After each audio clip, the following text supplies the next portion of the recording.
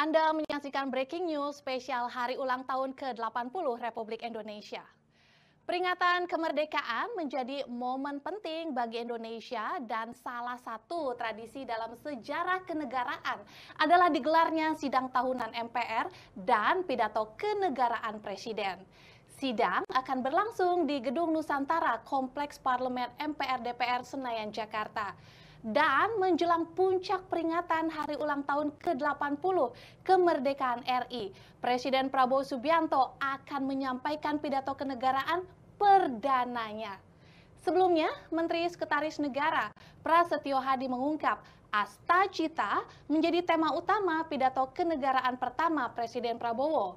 Asta Cita merupakan 8 misi yang diusung pemerintahan Prabowo Gibran untuk mewujudkan visi bersama Indonesia Maju menuju Indonesia Emas 2045.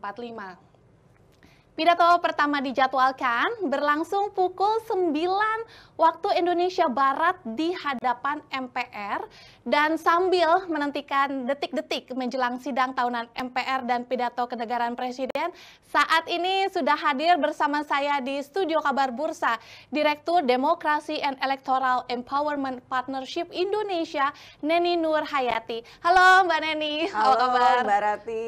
Merdeka. Alhamdulillah merdeka dong. 80 iya, kita 80 tahun kita harus merasakan betul-betul kemerdekaan, bukan hanya narasi ya, tapi iya, juga betul-betul aksinya ternyata kita merasakan adanya kemerdekaan. Iya, ini meskipun kayaknya penuh dengan catatan. benar. Tapi kayaknya euforia 80 tahun ini masih berasa ya. Kayaknya semangatnya tuh ini banget loh, terasa banget sampai hari ini. Euforia pasti akan sangat terasa karena kan seremonial itu tetap harus bisa kita rasakan kan. Tapi apakah dengan substansinya 80 tahun sudah kita merdeka tuh tanda tanya besar gitu. Iya. Karena berbagai catatan-catatan kritis tentunya ya dalam beberapa isu itu juga menjadi concern kita semua. Dimana memang permasalahan ketidakadilan, korupsi masih merajalela, kemudian juga sektor pendidikan ya masih penuh banyak tantangan dan lain sebagainya. Itu yang saya kira kemudian kita harus juga melek dalam hal-hal menanggapi isu-isu krusial tersebut. Gitu. Iya, merdeka, tapi apakah sudah sepenuhnya merdeka? Iya. Itu yang pertanyaan. Nah, yang makanya ini yang paling banyak ditunggu publik dan pastinya para pengamat ini ya, adalah pidato kenegaraan perdananya Presiden Prabowo. Betul. Dan infonya ini ada yang bakal berbeda karena sebelum pidato kenegaraan akan diputarkan video terkait bagaimana kinerja pemerintahan Prabowo Gibran ya di saat 300 hari ini, pas 10 bulan berarti. Kira-kira pasca pelantikan ya di Oktober 2024 lalu. Kira-kira kalau dari Mbak Neni nih ya, apa sih kejutan yang paling ditunggu nih di 80 tahun perdananya pidato kenegaraan ini? Sebetulnya kalau kita bicara apa yang akan ditunggu, ya semua sudah bisa menyaksikan secara bersama ya bagaimana polemik dinamika yang saat ini tuh terjadi di Indonesia khususnya. Terutama memang pasca Pak Prabowo Gibran ini kan dilantik Oktober 2024 gitu. Tadi kalau misalnya hari ini kita bahas mengenai pidato kenegaraan pertama dalam sidang MPR DPR itu adalah berkaitan dengan 8 asta cita untuk visi Indonesia Emas 2045. Pertanyaannya adalah apakah selama 1 tahun ini gitu ya beberapa indikator-indikator yang tercantum dalam asta cita itu sudah terpenuhi atau belum? Karena berbagai catatan misalnya dalam hal demokrasi, kemudian HAM gitu ya, industri hilirisasi, kemudian juga sektor pendidikan, ekonomi dan lain sebagainya itu menyisakan catatan-catatan kelam gitu. Taruhlah misalnya kemarin kita baru saja menyaksikan berbagai polemik berkaitan dengan misalnya makan bergizi gratis lah yang paling populer gitu ya di masyarakat, yang paling digaungkan itu. Iya betul, itu kan akan ada banyak sekali polemik ya berkaitan dengan hal itu. Misalnya ada kemarin juga kan masih terdapat di beberapa kabupaten kota yang keracunan kan, MBG. Terus kemudian sudah sejauh mana sih transparansi dan akuntabilitas keuangan MBG tersebut. Lalu kita menyaksikan juga dalam hal misalnya hukum gitu ya, kemudian juga politik, RUU TNI disahkan tanpa ada meaningful participation. Bahkan dari masyarakat sipil harus menggebrak, harus mendatangi gitu ya tempat di mana pembahasan RUU TNI itu berlangsung. Kita tahu kan di situ juga terdapat adanya kriminalisasi gitu ya terhadap masyarakat sipil. Kemudian juga berkaitan dengan hari ini tuh peran menurut saya para menteri itu seolah-olah kurang harmonis gitu dengan presidennya itu sendiri. Kenapa? Karena komunikasi publik, ini jujur aja ya, komunikasi publik pemerintah saat ini gitu, itu sangat jauh dari harapan rakyat yang tidak mengedepankan empati, tidak mengedepankan kepedulian, kepekaan kepada rakyat. Dan ini tuh seolah-olah dari pasca presiden dilantik, kemudian diiringi kan setelah itu pilkada, pelantikan bupati, wali kota, gubernur, wakil gubernur gitu ya.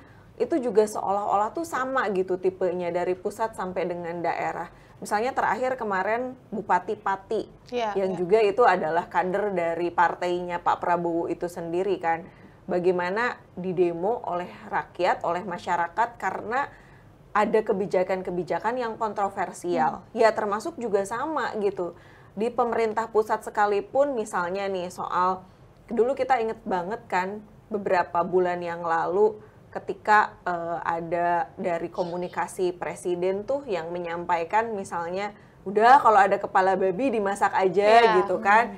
Ini kan menurut saya salah satu bentuk buruknya komunikasi publik pemerintah gitu. Ditambah lagi misalnya yang terbaru mengenai masalah Ibu Sri Mulyani itu yang menyampaikan gaji guru dan dosen itu apakah kecil, apakah kemudian perlu ada partisipasi masyarakat atau memang sesungguhnya itu harus ditanggung oleh negara.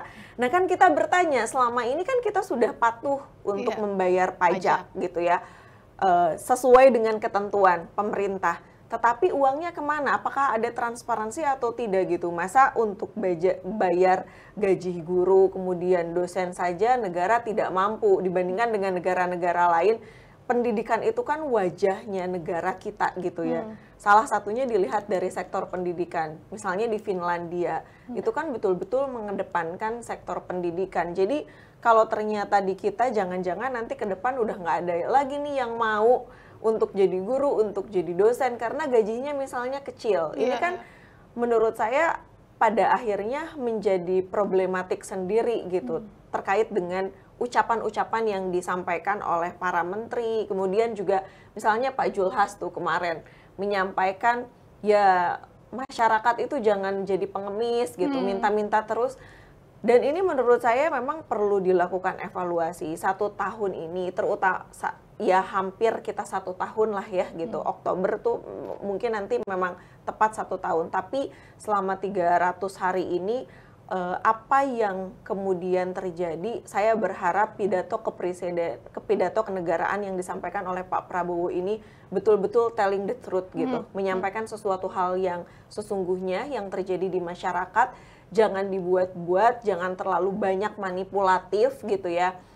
Karena ini justru akan berimplikasi serius juga pada masa depan demokrasi Indonesia. Mungkin tanda tanya juga 8 tahun Indonesia merdeka ini gitu ya. 80 tahun Indonesia merdeka ini, 5 tahun ke depan, 4 tahun ke depan, kemudian 10 tahun ke depan ini mau dibawa kemana?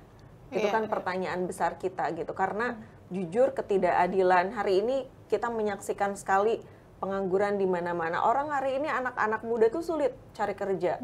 Apalagi hari ini kan kita mengalami disrupsi ya.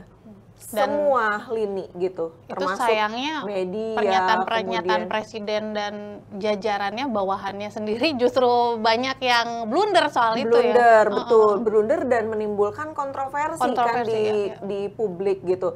Saya nggak tahu apakah ini ada protokol komunikasi dulu atau enggak ya. Kan harusnya ada ya pesan yang mau disampaikan apa, tujuan pesannya apa, halayaknya siapa. Itu kan semestinya dalam ilmu komunikasi itu harus jelas gitu kan. Mau apa, mengatakan apa, di mana, kepada siapa gitu. Itu kan harus jelas. Nah makanya ketika muncul hari ini ada banyak pernyataan-pernyataan dari pejabat publik dan elit politik yang tidak menunjukkan kepekaan kepada rakyat, ya sesungguhnya mereka hari ini tuh bekerja untuk siapa? Karena kalau memang mereka kan dipilih oleh rakyat ya, daulat tertinggi itu ada di tangan rakyat. Jadi ketika, makanya kan ada istilah Vox Populi, Vox Dei gitu, suara Tuhan, suara rakyat itu adalah suara Tuhan. Maksudnya adalah bahwa apa yang kita sampaikan itu terkoneksi menjadi misi ketuhanan. Kan seharusnya itu. Jadi kita tentu berharap bahwa para elit politik kita, termasuk presiden itu sendiri, bisa memberikan keteladanan. Tapi ada juga banyak misalnya informasi sulit sekali misalnya untuk mengakses ke Pak Presiden itu gitu ya. Karena kadang-kadang tuh kalau kita menyaksikan komunikasi istana itu kepresidenan gitu ya, ketika menyampaikan, ya teman-teman PCO lah ya, menyampaikan di ruang publik gitu, itu banyak yang kemudian itu agak bertentangan gitu dengan pernyataan sikapnya Pak Presiden itu sendiri. Jadi perlu kita tanda tanya sebetulnya, apakah ini ada koordinasi, apakah kemudian ada komunikasi atau tidak, jangan-jangan yang seharusnya itu adalah mengkomunikasikan kepada rakyat, di internalnya juga terjadi miskomunikasi. Ini yang menurut saya ya berbahaya lah gitu untuk penyampaian pesan di ruang publik, karena kan kalau udah terlontar di ruang publik itu bentuknya tuh sudah kebijakan, bentuknya terbentuk opini publik yang kuat di masyarakat gitu, yang itu kalau menimbulkan mispersepsi, miskonsepsi gitu di masyarakat, ini bisa berakibat fatal karena bisa jadi kan itu terimplementasi oleh masyarakat gitu, dan masyarakat pada akhirnya juga menjadi kurang adanya kepekaan juga ya. Khawatirnya kan ke depan terjadi adanya ketidakpercayaan masyarakat kepada pemerintah. Hal ini tuh udah banyak sekali terjadi gitu ya di negara-negara yang menganut sistem demokrasi hari ini, contohnya adalah Amerika gitu ya. Ketidakpercayaan dari publik gitu, karena kan kalau dari internasional IDEA tuh beberapa negara yang menganut sistem demokrasi hari ini, rakyatnya tuh udah banyak sekali yang tidak percaya terhadap pemerintahannya. Ini yang menurut saya tantangan berat hari ini, terutama di sisa akhir masa jabatan Pak Prabowo. Saya tentu berharap bukan hanya sekedar menjadi politisi ya, tapi juga harus menjadi negarawan gitu, memberikan teladan untuk rakyat, yang terbaik untuk rakyat, yang bukan hanya sekedar omon-omon tentunya, karena yang kita harapkan itu adalah aksi nyata, bukan hanya wacana. Meskipun dalam beberapa hal tentu kita mengapresiasi juga beberapa kebijakan-kebijakan yang diimplementasikan oleh Pak Prabowo itu sendiri. Kemarin tapi juga, kalau kita ngomong-ngomong soal demokrasi tadi, kan memang saat ini kalau kita nilai itu sebenarnya terlihat semakin susah ya untuk menyuarakan pendapat masyarakat, baik dari mahasiswa, publik ya kan, kayaknya ada aja semakin tidak baik-baik saja, koridornya semakin dibatasin begitu. Nah ini yang menarik nih Mbak Neni, PDIP ini kan sudah menyatakan dukungannya akan mendukung Prabowo. Nah otomatis kalau kita bicara soal demokrasi itu kan berarti tidak akan ada lagi dong oposisi di pemerintahan. Nah kalau misalnya nggak ada oposisi, ini gimana bisa jalan pemerintahan? Makanya kan kemarin saya bareng sih sama Komisi 2 DPR, kan lagi bahas tuh terkait dengan pemisahan pemilu lokal dan nasional kan gitu. Jadi kebetulan yang hadir itu adalah dari PDI Perjuangan. Saya menyampaikan bahwa tujuan pemilu serentak ini adalah untuk memperkuat sistem presidensial. Kemudian juga untuk partai politiknya menjadi semakin lebih sedikit gitu ya, dan efisiensi anggaran. Tapi tujuan itu tidak tercapai apalagi terkait dengan penguatan sistem presidensial. Kenapa? Karena hari ini kita melihat pemerintah itu bubble government gitu, big government lah gitu ya. Hari ini kita kalau partai mana sih yang betul-betul ada berpihak di rakyat? 2019 kita mungkin masih punya PKS gitu ya, yang itu ada di oposisi, betul-betul konsisten di oposisi gitu.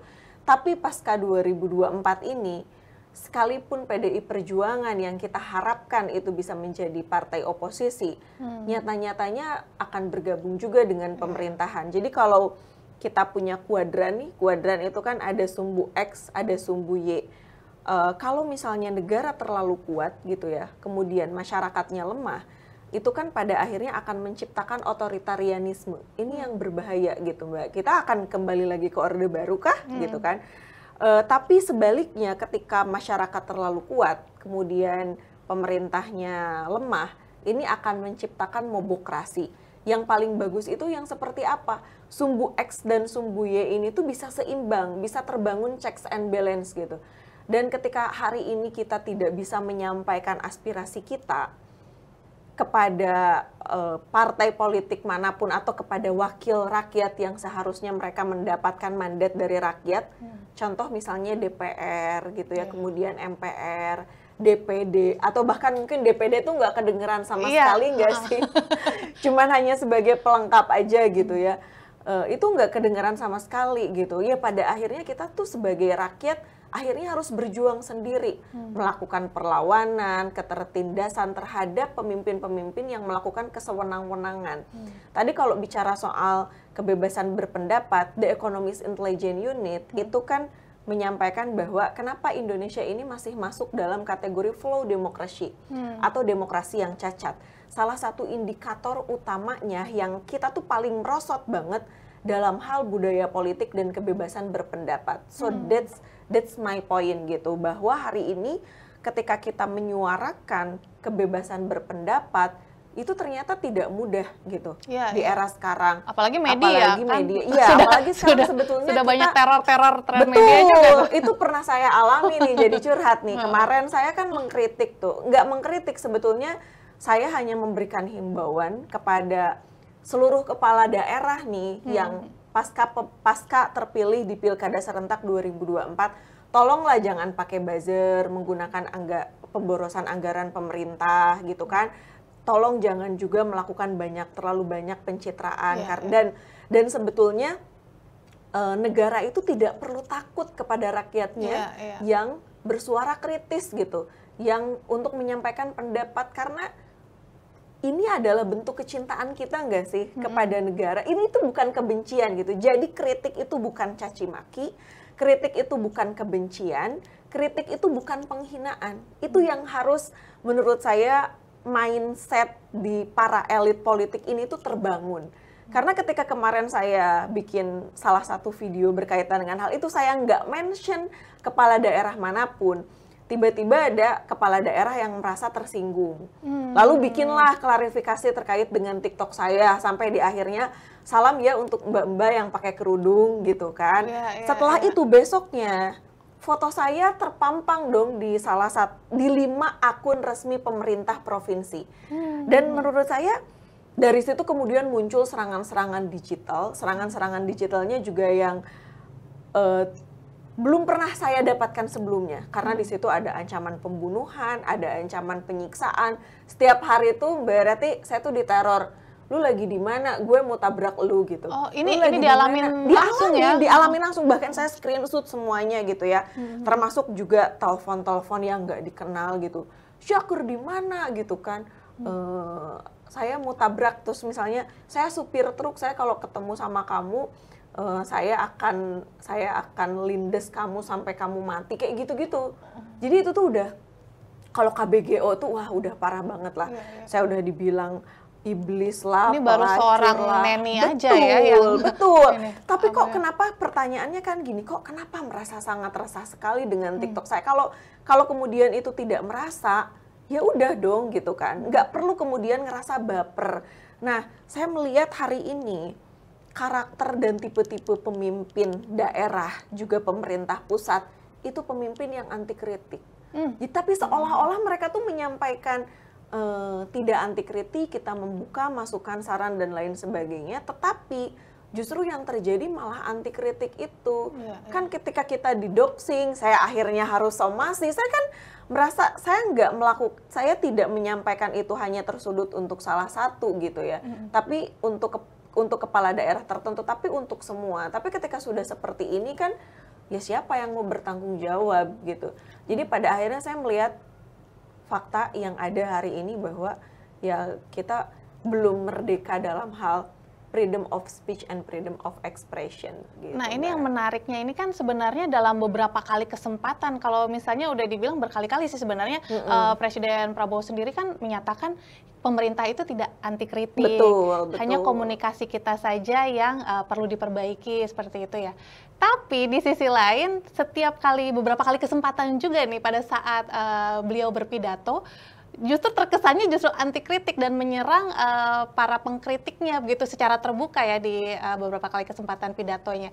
Ini kan sebenarnya agak kontras juga dengan apa yang disampaikan sebelumnya dengan yang disampaikan pada saat pidatonya. Nah, ini yang akhirnya diturunkan nih Ya, ke bawah-bawahnya. Nah, jadinya pada saat pidato kenegaraan ini yang kita nanti-nantikan sebenarnya pernyataan-pernyataan apa sih yang akan disampaikan, karena kan memang kalau kita kenal kan Pak Prabowo ini orangnya lugas gitu ya. Beda dengan Pak Jokowi yang mungkin lebih agak lebih meredam seperti itu kan, mungkin lebih banyak kalau misalnya mau menyinggung sesuatu juga lebih pakai gimmick gitu. Iya. Gimana nih kalau memang soal inkonsistensi penyampaian pesan itu menjadi tantangan ya. Kenapa? Karena seia sekata antara perkataan dan perbuatan itu memang cukup sulit. Tapi kan kalau memang sudah terbiasa jujur gitu Mbak, antara perkataan dan perbuatan, kan nggak ada yang perlu dikhawatirkan juga ya. Dan nggak ada yang kemudian itu perlu merasa bahwa ada ketidaksesuaian nih antara perkataan dengan perbuatan itu. Dan saya melihat bahwa ketika Pak Prabowo menyampaikan hal itu kontras dengan apa yang disampaikan dengan narasinya, otomatis kita sebagai rakyat kadang-kadang juga kerap kali diperhadapkan dengan kebingungan-kebingungan kan. Tapi so far saya melihat Pak Prabowo ini lebih banyak ke politik akomodatif gitu Mbak Rati. Jadi merangkul semuanya gitu. Terus kemudian juga menginginkan bahwa ya Indonesia ini harus baik-baik saja gitu. Jadi siapapun dirangkul gitu. Jadi kalau kita ibaratkan dengan segitiga nih, ada cinta segitiga gitu ya.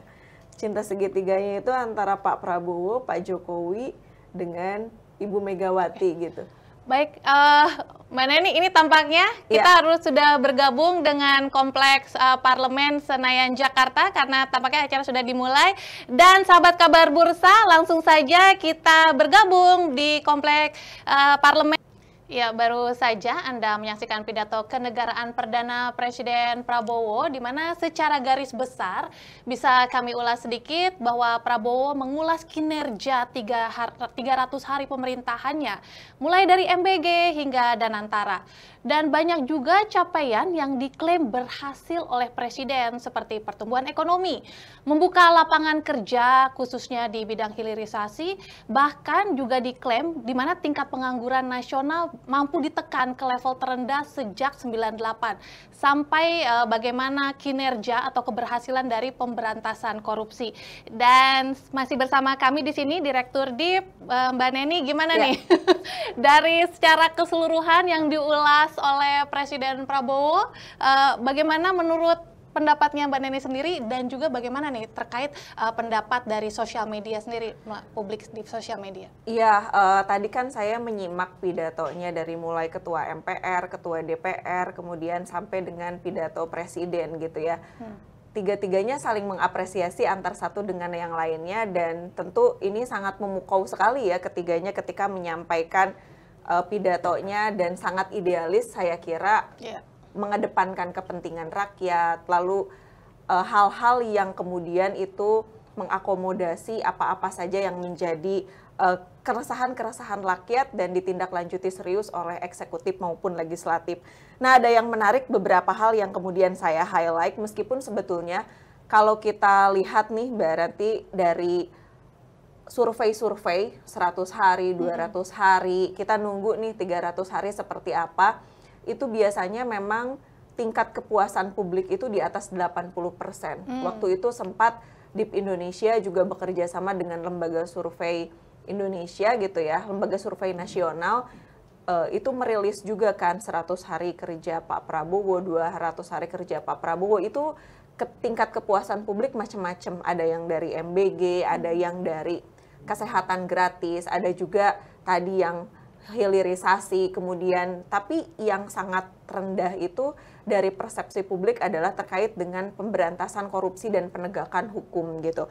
Meskipun tadi sebetulnya disinggung juga oleh Pak Prabowo mengenai bagaimana sih pemberdayaan ekonomi dan SDA, kemudian makan bergizi gratis yang diklaim itu berhasil, tapi bagaimana dengan 450 orang siswa di Sragen kemarin yang baru saja kan keracunan, dan ini tuh berulang gitu. Seolah memang tidak ada mitigasi resiko yang kuat untuk mengatasi keracunan-keracunan yang terjadi dalam hal MBG ini. Kemudian tadi mengklaim juga misalnya sekolah rakyat. Bagaimana dengan banyaknya guru yang mengundurkan diri gitu. Itu juga tentu menjadi problematik tersendiri. Kemudian tadi menyoroti betul, meng-highlight terkait dengan pemberantasan korupsi. Nah, pemberantasan korupsi ini perlu kita pertanyakan apakah tebang pilih atau kemudian memang semuanya diberlakukan setara. Karena kemarin kita ingat betul nggak sih kasus dana CSR yang dikorupsi oleh Komisi DPR RI, yang itu menjadi polemik di masyarakat gitu ya. Kenapa bisa dana CSR itu dikorupsi oleh mereka, yang pada akhirnya kan ini menguak semuanya. Penegakan hukumnya sudah sampai sejauh mana? Itu pertama. Lalu yang kedua, misalnya saya kalau melihat kan putusan dari Mahkamah Konstitusi itu wakil menteri itu tidak boleh menjabat sebagai komisaris, ya kan? Tapi kita tahu banyak sekali wakil menteri kemudian menteri yang merangkap sebagai komisaris. Apakah itu juga bukan salah satu tindakan yang mengarah pada tindakan korupsi? Karena rangkap jabatan itu kan bisa memicu ada tindak pidana korupsi juga di situ, penyelewengan anggaran yang dilakukan. Ya pada akhirnya kita tahu ternyata ada banyak juga tuh dana-dana CSR perusahaan yang ternyata itu digunakan untuk kepentingan pribadi dan kelompoknya. Jadi hal-hal yang kemudian berkaitan dengan kasus ini tuh penegakan hukumnya sudah sampai mana. Termasuk juga yang sangat hangat nih hari ini, misalnya kasus korupsi, dugaan kasus korupsi dana haji. Kuota haji gitu, itu juga sudah sampai sejauh mana. Nah ini saya kira permasalahan penegakan hukum ini yang selalu menjadi problem, karena jangan sampai hukum itu tajam ke bawah tapi kemudian tumpul ke atas, karena that's the fact, itulah yang kemudian terjadi gitu ya. Soal tadi korupsi, kolusi, nepotisme gitu, hari ini kalau kita melihat memang bahwa dari sisi kualitatif gitu ya, proses pemberantasan KKN ini sepertinya memang sudah sistemik gitu ya.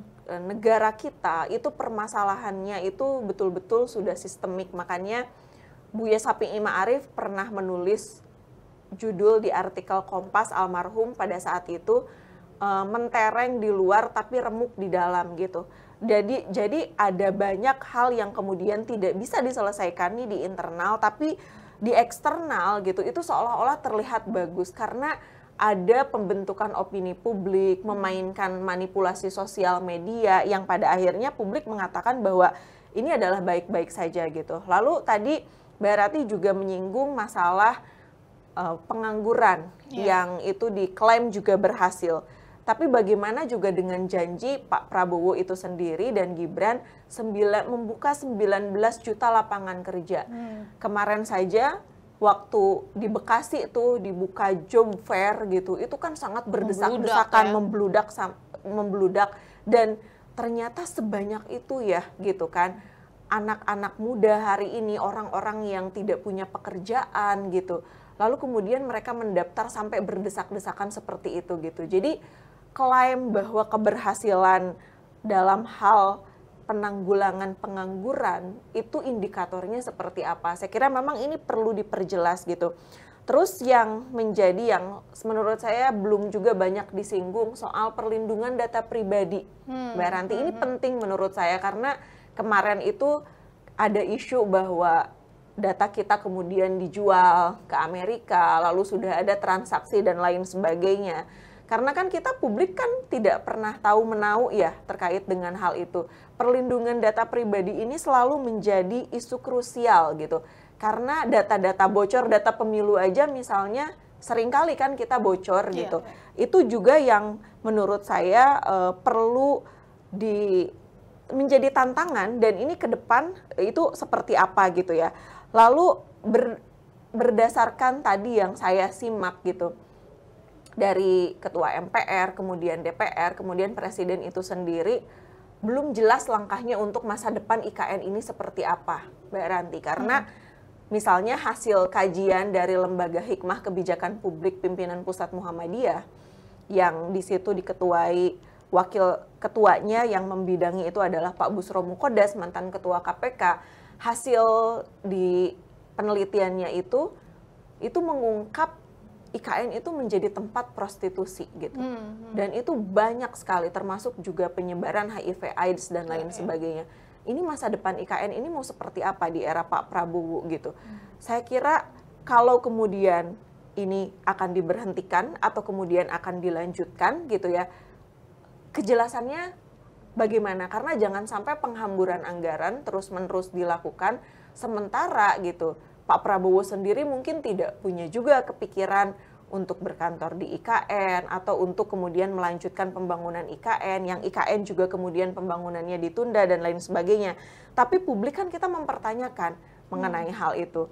Dan yang saya kira yang sangat penting adalah, saya sepakat sebetulnya tadi sangat substantif sekali dari Ketua MPR, DPR, dan juga Presiden, di mana selalu mengedepankan etika, moralitas, dan keadaban.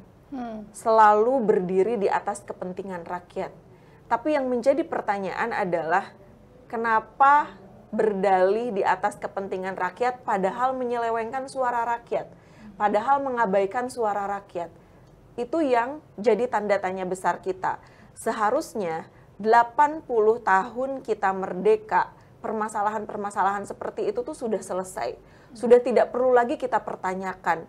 Kalau memang betul-betul pemimpin ini betul-betul mengatasnamakan rakyat, bukan malah sebaliknya, mengkapitalisasi rakyat untuk kepentingan-kepentingan pribadi. Ini kan menjadi absurd ya, dan menjadi paradoks dalam negara demokrasi kita.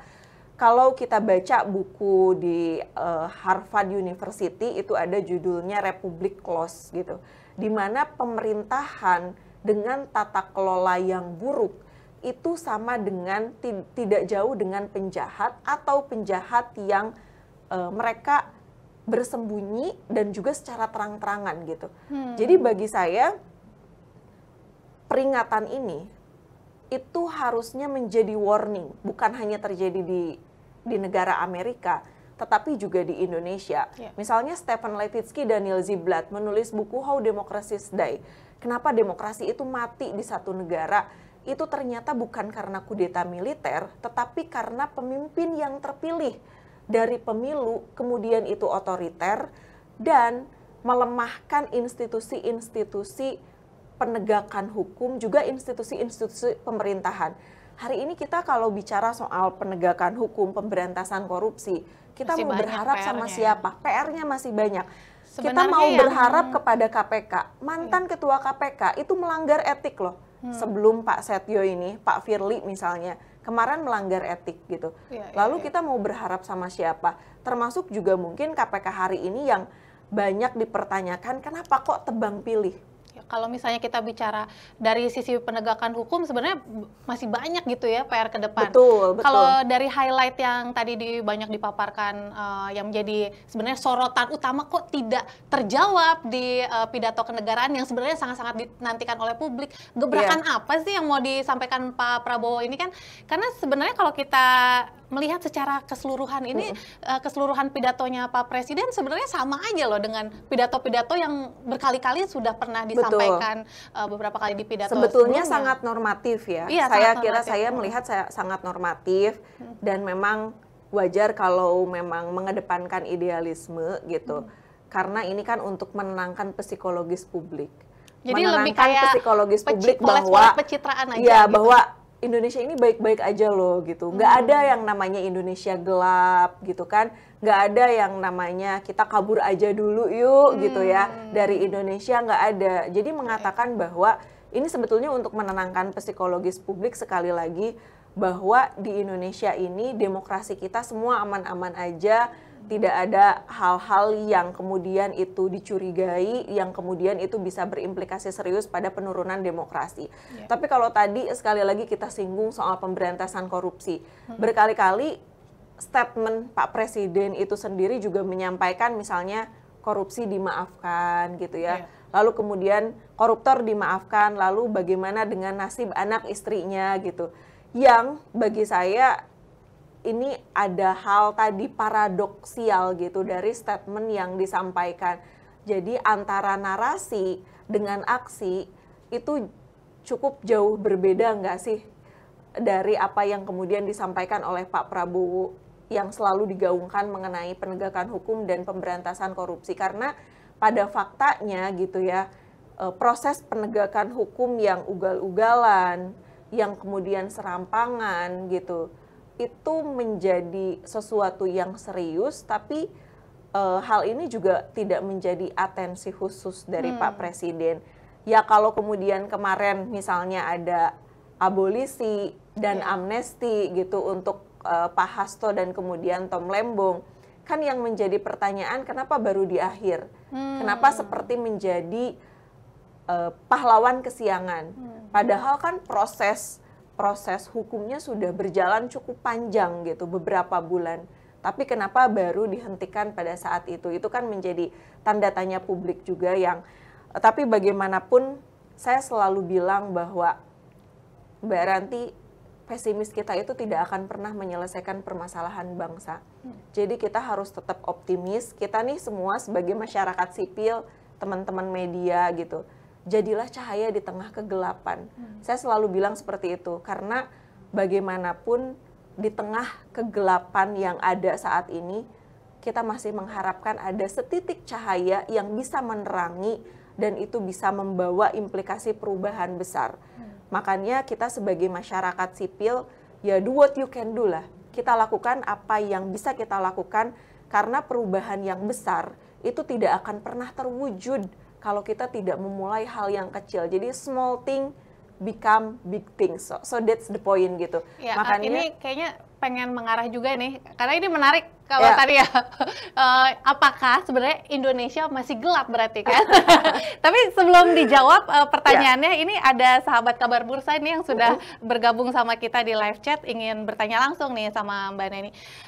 Dari Satrio Eko Atmojo ini, ada yang menarik dari pernyataan Ketua DPR soal ibarat kekuasaan itu seperti cinta segitiga. Iya, betul. Tadi sempat dibahas ya sama kita ya. Walau patah hati tapi harus move on.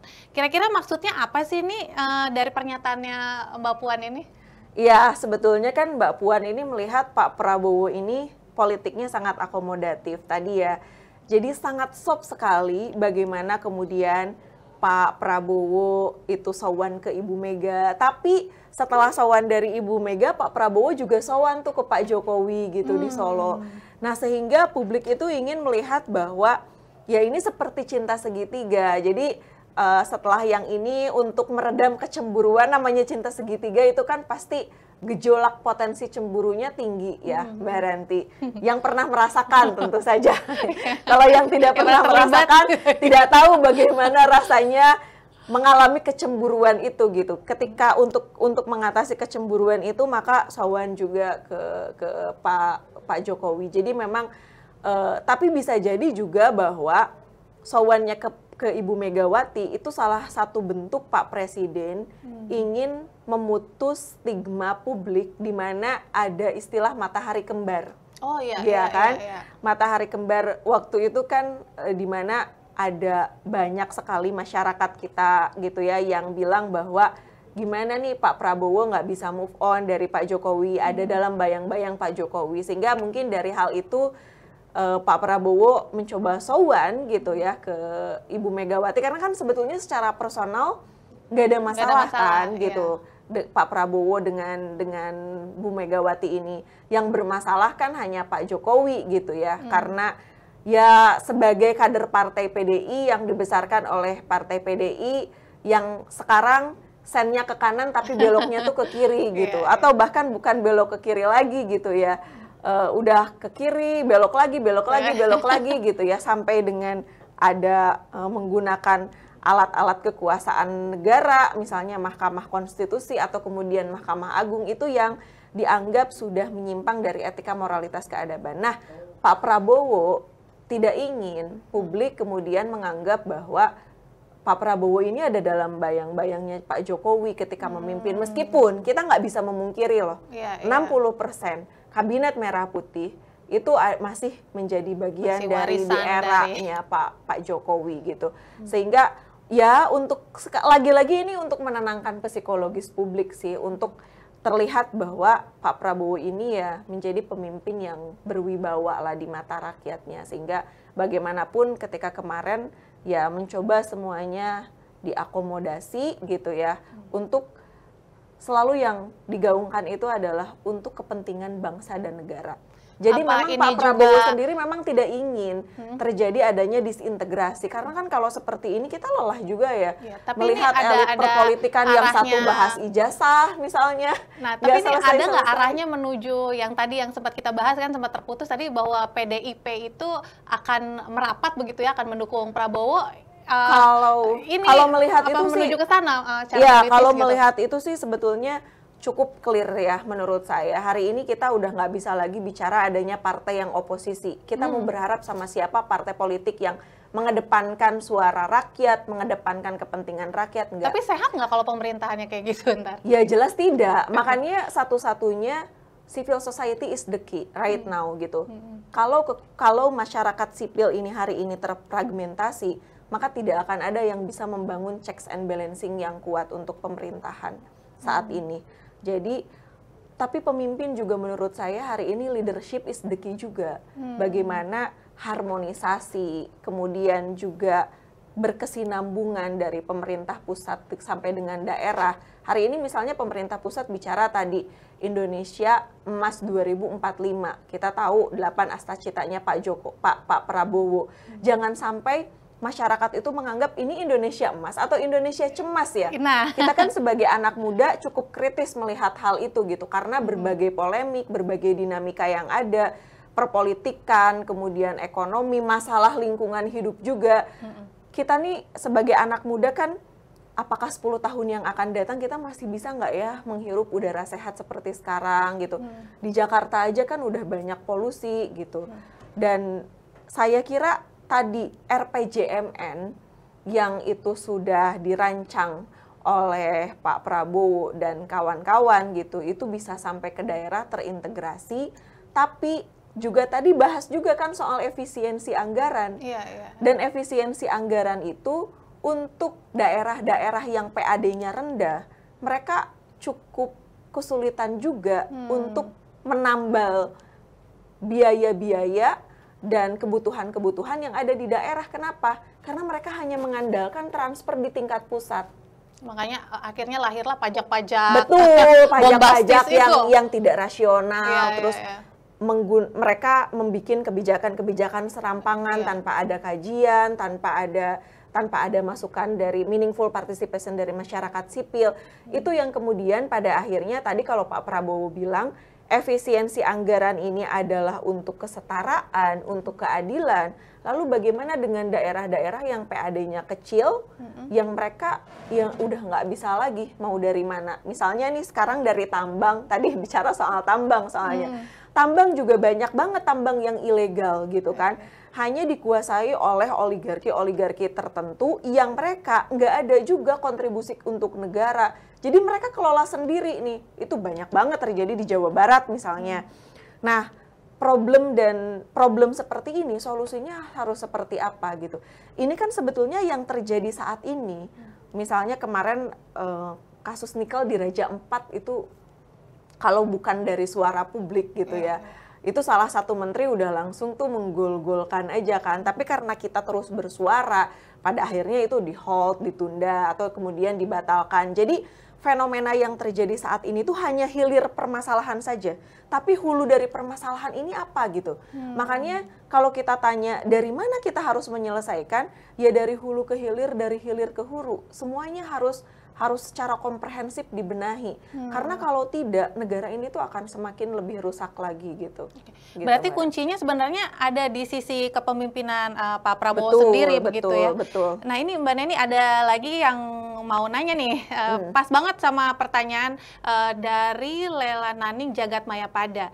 Seperti apa nih Indonesia dengan kepemimpinan Prabowo yang sosialis seperti ini?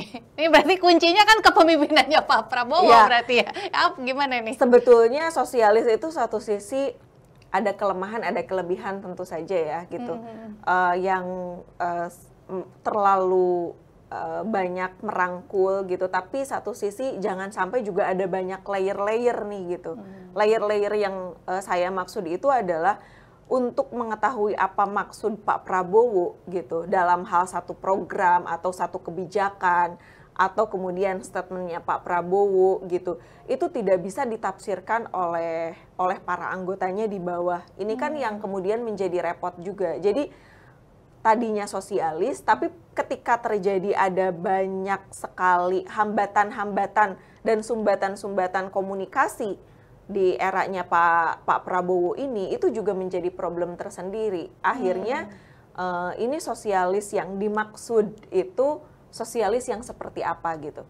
Kalau hanya misalnya sekedar, ya kan kita tahu ya bagaimana polemik-polemik masing-masing kementerian itu kerap kali terjadi gitu Mbak Ranti, dan bagaimana ketika Pak Prabowo juga merespon terkait dengan hal ini. Kita ingat waktu itu Kepala Kantor Komunikasi Kepresidenan sempat mengundurkan diri kan, sempat mengundurkan diri karena pernyataannya yang menuai kontroversi di ruang publik, lalu kemudian ternyata apakah ini strategi mengundurkan diri tapi kemudian menjabat lagi gitu ya, karena masih menjadi kelompok-kelompoknya tertentu. Jadi memang ya sosialis tuh ada kelemahan dan kelebihannya juga, tapi yang paling penting adalah menurut saya bukan sosialisnya, tapi pemimpin yang harus mengedepankan jiwa kenegarawanan.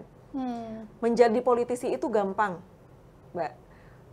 Saya aja mungkin kalau menjadi politisi hari ini untuk persiapan nyaleg misalnya ya 2029 itu mudah, tapi menjadi negarawan that's so difficult. Tapi Karena itu yang selalu digaungkan sebenarnya kan? Orang yang betul-betul harus selesai dengan dirinya gitu. Yang selalu digaungkan, ya betul, saya selalu menggaungkan visi kenegarawanan soalnya. Tapi yang dikhawatirkan adalah kalau misalnya sosok kepemimpinan yang sosialis seperti itu nantinya berdampak jadi berdampak pada banyak yang kebijakan-kebijakan yang populis. Makanya dan kata anti kritik juga nggak sih akhirnya? Iya, karena kata Francis Fukuyama tuh menyampaikan bahwa sebetulnya tipe-tipe pemimpin yang populis gitu ya, itu bisa justru malah membahayakan juga untuk demokrasi dan akan menciptakan ruang-ruang di mana ya kita tahu ya, semakin populis kebijakan, semakin terbuka ruang untuk bagi-bagi kue, bagi-bagi kekuasaan. Justru di situ semakin menghambat pertumbuhan ekonomi. Kenapa? Karena pasti potensi korupsinya itu akan semakin lebih besar. Nah, ini kan berseberangan banget dengan apa yang disampaikan pada saat pidato kenegaraan tadi ya. Iya, betul. Makanya kita sebetulnya sebagai rakyat yang kritis ya, ya memang deliberasi publik itu perlu terus dibuka gitu. Selama memang deliberasi publik itu dibuka, ya apalagi kita berkali-kali kan menyampaikan udah nggak ada harapan lagi, kita mau berharap sama siapa sih? Partai politik itu, party ID-nya itu sangat lemah di Indonesia. Jadi nggak ada yang betul-betul mengusung ideologi, betul-betul yang mendekati rakyat gitu ya. Kemudian mengedepankan idealisme. Ya mereka kan datang ke rakyat hanya pada saat tahapan-tahapan tertentu aja, tahapan kampanye misalnya menjelang pemilu ya untuk menarik suara aja. Setelah itu rakyat dilupakan, terus datang lagi gitu. Nah, rakyat dilupakan tapi masalahnya kita sebagai rakyat memaafkan lagi, mau udah lagi datang ke TPS kan gitu ya. Nah, karena tadi kita udah nggak ada lagi yang kemudian bisa kita harapkan, ya satu-satunya kita memang membangun konsolidasi demokrasi melalui penguatan civil society itu. Nah gitu, ini Mbak Mbak Rati. Neni, ini kayaknya banyak ya yang sudah bergabung sama kita, ini ingin langsung bertanya dari Barbara Cuan nih. Tadi Pak Prabowo bilang tidak apa dikritik, bahkan dia minta dari kubu koalisi juga untuk kritik dan mengawasinya. Nah kira-kira menurut Mbak Neni, pandangannya seperti apa nih? Apakah benar pemerintahannya Prabowo ini sekarang sudah anti kritik? Beberapa kementerian iya, tapi untuk Pak Prabowo-nya sendiri saya kira masih terbuka ruang-ruang kritik itu. Saya aja sering kok mengkritik Pak Prabowo di TikTok, dan itu viewersnya tuh cukup lumayan banyak lah, ratusan ribu kan, bahkan ada yang kemudian itu sampai jutaan gitu. Dan itu statementnya bagus-bagus lah, kritikan, maksudnya masukan-masukan dari masyarakat yang kalau kita lihat ya ada yang negatif speech, ada yang positif speech, artinya akun-akunnya ini tuh organik juga gitu ya. Kebanyakan organik karena jelas lah siapa yang berkomentarnya, oh iya ini akunnya jelas, bukan akun fake yang followersnya 0, mengikutinya banyak, terus biasanya fotonya nggak ada foto kan gitu. Pasti itu followernya cuma 1. Iya, itu 0. saya soalnya pernah ngalamin tuh. Banyak banget serangan digital kalau melalui akun-akun yang fake gitu ya. Nah, saya kira hari ini kalau kita, ya Pak Prabowo juga kan sempat mengundang beberapa media gitu ke istana kan, kita ingat betul kan beberapa media, ada IDN Times, waktu itu ada Detik, kemudian ada Narasi kan yang diundang, dan itu memang terbuka gitu ruang, boleh nanya apa aja kepada saya ya, meskipun di situ ada banyak juga yang pernyataan-pernyataan demo ditunggangi dan lain sebagainya gitu ya. Ya nggak apa-apa, tapi deliberasi publik itu masih terbuka seluas-luasnya, selebar-lebarnya. Yang saya harap sih stop lah yang namanya kriminalisasi kepada aktivis yang kritis gitu. Karena ya tadi yang saya sampaikan, kritik itu bukan kebencian, kritik itu bukan penghinaan, kritik itu bukan untuk kita menjatuhkan seseorang, tidak. Yang kita kritisi itu kan kebijakan ya, bukan personal. Jadi kalau kita mengkritisi kebijakan, artinya yang kita kritisi adalah institusi pemerintahan, bukan Pak Prabowo-nya gitu. Jadi saya berharap ya jangan baper gitu. Siapapun lah pejabat publik, mau itu kementerian, mau itu presiden gitu, ataupun kemudian wakil presiden, kalau dikritik ya jangan baper, tapi jadikan itu sebagai vitamin. Karena kita ini kan mengkritik ini sebagai bentuk rasa sayang kita, rasa cinta kita kepada negara. Kalau bukan kita yang bersuara, ini mau siapa lagi? Tapi ya saya kan? penasaran deh, respon publik nih, terutama netizen mungkin ya, di sosial media seperti apa sih setelah pidato perdana presiden tadi? Kalau itu macam-macam ya, tadi saya kalau lihat di beberapa akun, misalnya lebih banyak optimismenya atau ya, karena justru lebih banyak misalnya makan bergizi koruptor, jadi kayak gitu-gitu gitu ya. Iya. Terus ternyata udahlah, ini hanya sekedar omon-omon aja gitu. Jadi banyak banget yang negatif speech, tapi ada juga yang masih ada trust optimisme. issue ya. Iya betul. Misalnya ayo semangat, NKRI merdeka. Ya biasalah responnya seperti itu. Hidup Pak Prabowo, seperti itulah banyak. Tapi yang negatif juga memang cukup banyak juga gitu ya. Di beberapa channel YouTube tadi yang bagi saya ini hal yang wajar lah dalam sebuah negara demokrasi, dan semestinya kan kepercayaan publik tuh kepada DPR, kepada MPR, kepada pemerintah memang harus ditingkatkan lagi gitu. Karena kalau sekarang kita melihat dengan potret dan dinamika yang ada itu semakin kesini tuh semakin menurun kan gitu. Jadi harapannya para elit pejabat kita juga bisa menjaga etika komunikasi publik. Kalau memang sekiranya akan melontarkan sesuatu hal yang itu menyakiti rakyat, lebih baik tidak diucapkan. Karena jujur sekarang ini banyak banget pejabat publik kita itu yang seneng testing the water gitu. Iya. Tes ombak dulu ya. Tes ombak gimana nih, misalnya kayak kemarin nih respon publik seperti Caimin. apa, Ya gitu. udahlah, nanti pilkada itu dipilih oleh pemerintah pusat untuk yang gubernur, terus pilkada dipilih oleh DPRD gitu. Jadi kebanyakan cek ombak gitu menteri-menteri hari ini tuh. Jadi nanti responnya seperti apa? Oh ternyata sentimen negatifnya itu lebih banyak gitu dibandingkan sentimen positif. Maka yang yang disampaikannya itu permohonan maaf, udah seperti itu. Tapi cek ombak lagi gitu.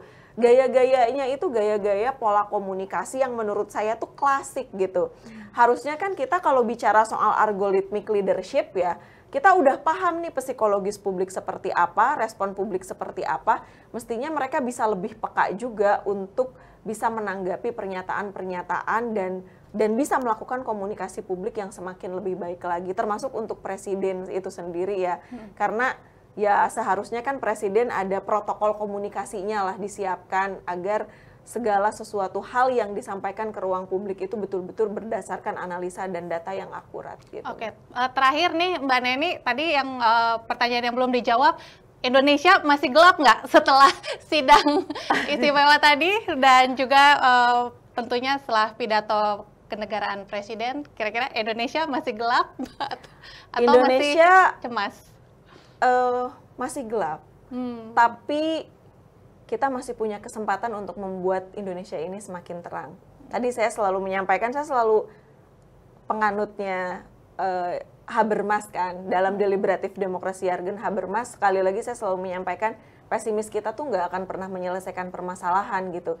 Jadi kondisi yang ada sekarang ini, apapun kita memang harus ikut berkontribusi. Makanya tadi saya selalu bilang, jadilah cahaya di tengah kegelapan. Karena hanya itu Mbak yang bisa kita lakukan hari ini. Kita udah nggak bisa berharap lagi kepada elit politik yang semakin jauh dari etika, moralitas, keadaban. Tapi kita juga sebagai rakyat jangan pernah lelah untuk mengingatkan. Mengingatkan ya kita, bukan bentuk kebencian. Karena bagaimanapun jiwa kenegarawanan Indonesia yang demokrasi kita semakin lebih substantif, salah satunya ditunjukkan dengan juga peran masyarakat sipil. Jadi peran masyarakat sipil ini harus semakin lebih terkonsolidasi untuk memperkuat konsolidasi demokrasi juga. Dan jangan sampai kita kembali lagi ke otoritarianisme dan juga ya hal-hal yang kemudian itu bisa membuat Indonesia semakin lebih rusak lagi. Jadi mau nggak mau hanya ada dua hal untuk kita semua. Kita mau diam atau bergerak. Kita mau membiarkan demokrasi kita itu setelah 80 tahun kemerdekaan mau di-create oleh orang-orang yang tidak punya moralitas dan keadaban, atau kita terjun langsung di dalamnya, ikut terlibat untuk menentukan demokrasi seperti apa yang kita harapkan, yang kita inginkan, sehingga bisa mewujudkan pemimpin yang punya karakter, berintegritas, dan berjuang untuk bangsa dan negara kita. Baik, terima kasih Mbak Neni untuk waktunya hari ini, luar biasa. Dan demikian sahabat Kabar Bursa Breaking News spesial hari ulang tahun ke-80 Republik Indonesia. Tetaplah bersama Kabar Bursa karena akan menyaksikan sesaat lagi pidato kenegaraan yang kedua yang digelar pada pukul 14.30 waktu Indonesia Barat di hadapan rapat paripurna DPR RI, di mana Presiden Prabowo akan menyampaikan pengantar rancangan anggaran pendapatan dan belanja negara RAPBN tahun 2026. Mewakili kru yang bertugas, saya Francisca Rati sementara undur diri. Sampai jumpa sesaat lagi di Breaking News spesial Nota Keuangan 2026 selanjutnya. Sampai jumpa.